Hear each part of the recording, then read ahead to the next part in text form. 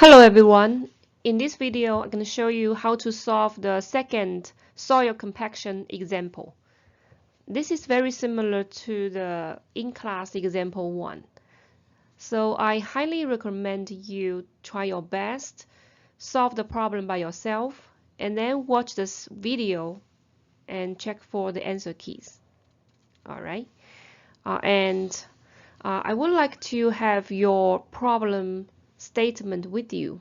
Have your course handout with you because for some reason once I start recording I could not go back to the previous slides. Okay, and then let's get started. So this data sheet is the test we get from the test, right? So we have 5 data sets. Then we're gonna have 5 points for the compaction graph, and we're gonna find out the maximum dry unit weight and optimum water content. And in part B, it says what range of the water content would be acceptable if the specifications call for 98% relative compaction.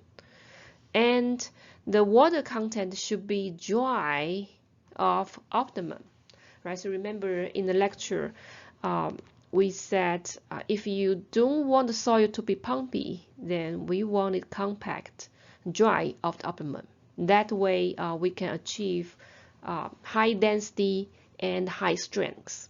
And then that way we can achieve the more desirable result. Okay, so the soil gonna be stronger and there are gonna be less settlement in the future, right? Okay, then we use the 5 data points. We can plot the bell-shaped compaction curve, and we can read the maximum dry unit weight from the curve. As you can see, the maximum dry unit weight is about a little bit above 115 pounds per foot cubed. So we read as maximum dry unit weight is about 115.2 PCF. Okay, and its corresponding optimum moisture content is read to be 14.6%. Okay, all right. Now in part B, it says the relative density is 98%. Okay, so the relative density is defined as relative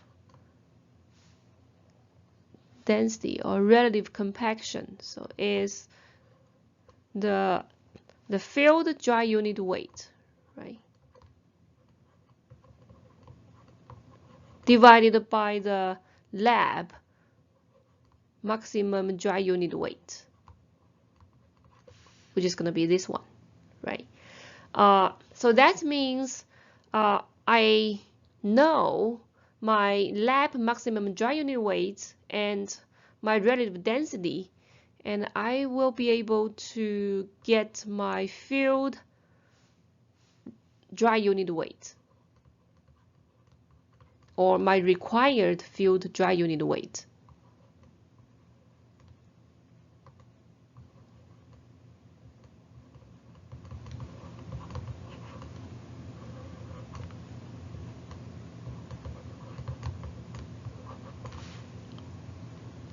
Okay, and then we can solve for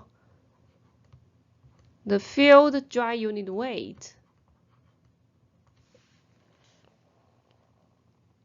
to be when you get the calculation down, you will get that equals 112.9 PCF.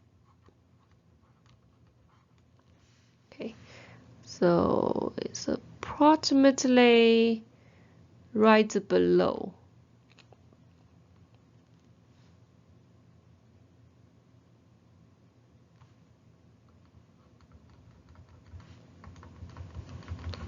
So we can draw a horizontal line, right? So that's the required, okay? And then we can read the corresponding water content, right? And remember, it says your contractor want it compact at the dry optimum, right? So the left side to the optimum water content gonna be your dry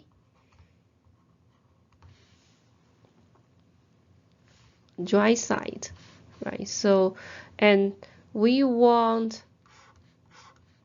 your field soil have the water content in between this number and the optimum water content. So it's gonna be about, you can read from here, 10.8%, right? So 10.8 or 10.9, right? So our, can say maybe 10.9. So we can specify the moisture content has to be in between 10.9%, okay,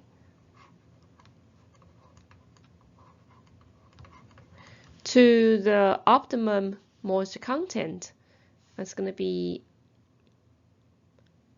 14.6.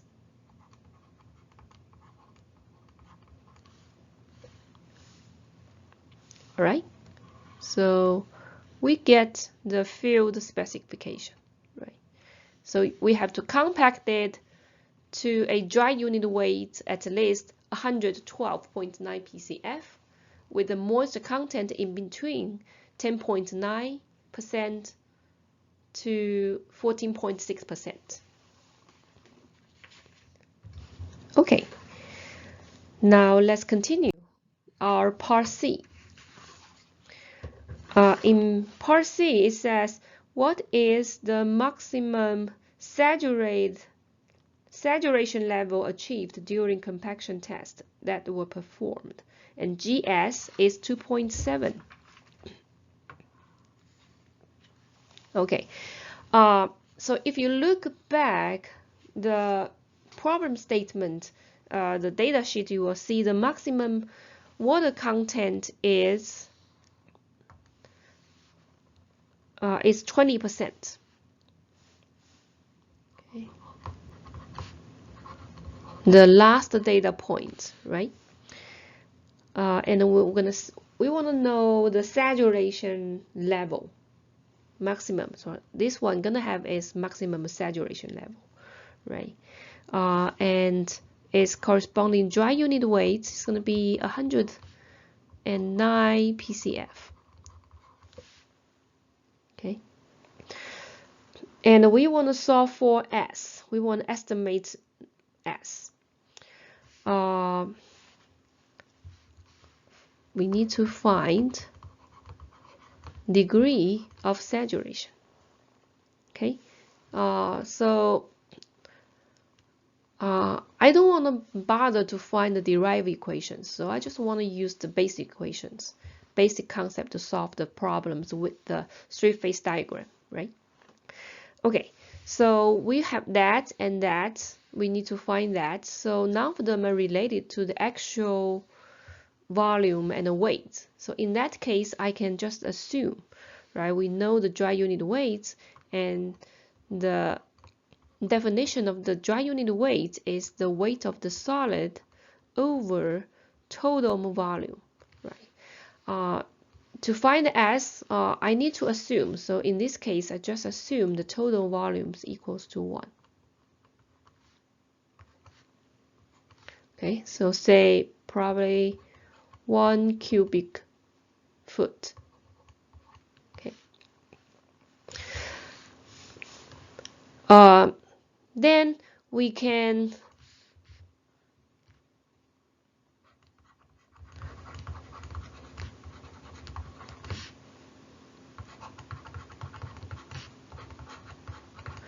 we immediately can get the weight of the solid. Gonna be equal to 109 pound. Okay. Then we have to find out the other weights and the volumes, right? And the other condition is the water content, right? So the water content is defined as the weight of the water over weight of the solid. With the weight of the solid solved, we can solve for the weight of the water. It's going to be 109 pound times 20% equals 21.8 pound. Okay. All right. So remember, the water unit weight is always the condition hiding behind, right? So anytime you get the weight of the water, you should know you can get the volume of the water immediately, because we always know that the unit weight of the water is 62.4 PCF. So that way we can get the volume of the water equals weight of the water over unit weight of the water. So it's going to be 21.8 pound over 62.4 PCF. And that is equal to 0.35 cubic feet. Okay, now we get that, and we know the total weight. Okay, then we have to solve for the volume of the solid. Right now we solve for the volume of the water, the weight of the water. We need the information for the solid. So volume of the water, 0.35. Weight of the water, weight of the water is going to be is 21.8, and we know the weight of the solid, 109.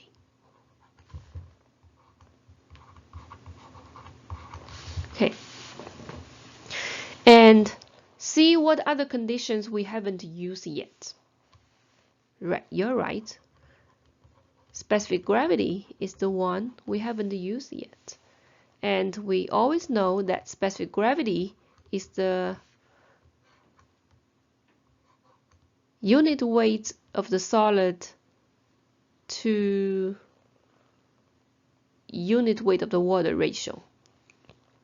Okay, that's good. Then we can solve for the unit weight of the solid. It's gonna be 2.7 times 62.4 PCF.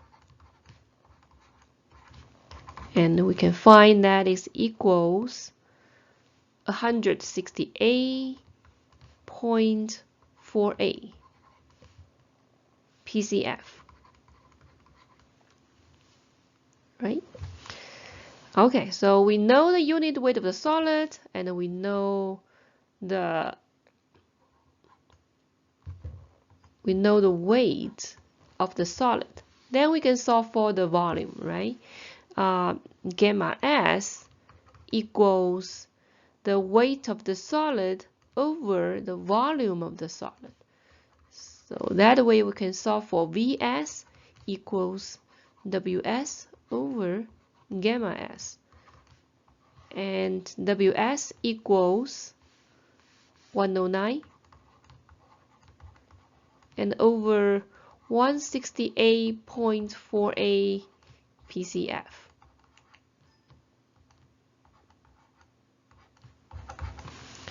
Equals 0.6 0.65 cubic feet. Okay, so 0.65. Now, the degree of saturation. The degree of saturation equals the volume of the water over the volume of the voids. And the volume of the voids is equal to the volume of the water plus volume of the air, right? Okay, now we're gonna solve for volume of the air. Is the total volume 1 minus volume of the water, 1 minus volume of the solid, and it's 1 minus 0.35 minus 0.65. Oh, 0 means it's fully saturated already. So that means my S equals 100%. Okay, and is also confirmed that this point is in the wet side of optimum, right? And we're done. Did you get the right answer? All right. Thank you for watching.